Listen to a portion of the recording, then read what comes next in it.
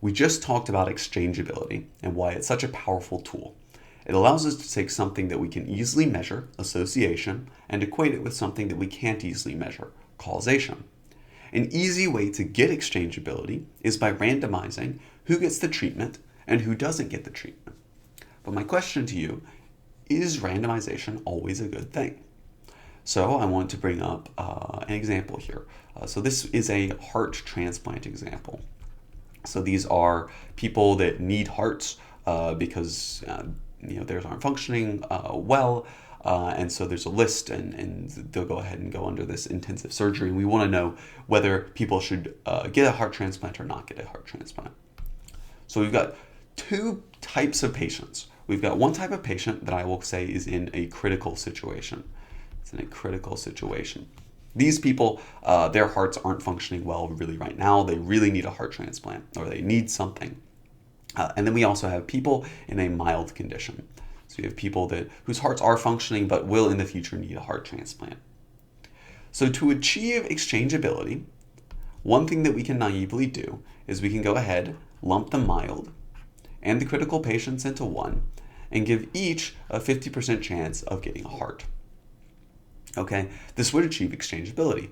We have randomly assigned the treatment. So we've got a 50% chance of receiving the heart. It doesn't need to be 50, it could be 70. But what's the problem here?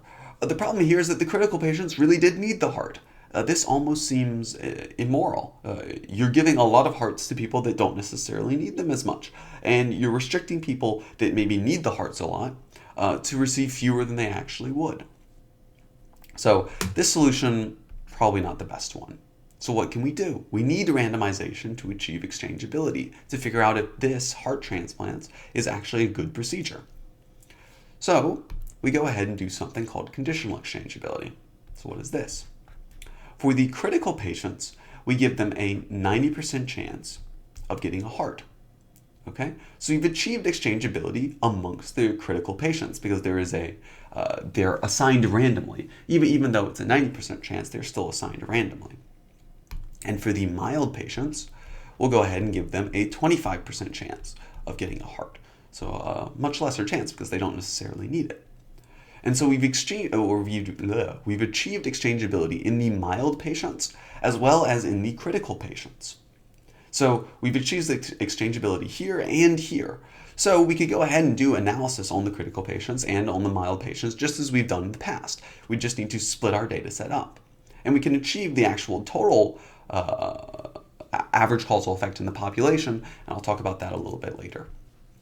So what have we done? We've gone ahead and taken an exchangeability problem and converted it into a conditional exchangeability. So conditional exchangeability.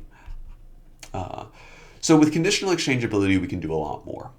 In addition, conditional exchangeability helps us a lot more with observational studies, and we'll be talking about that a little bit later on.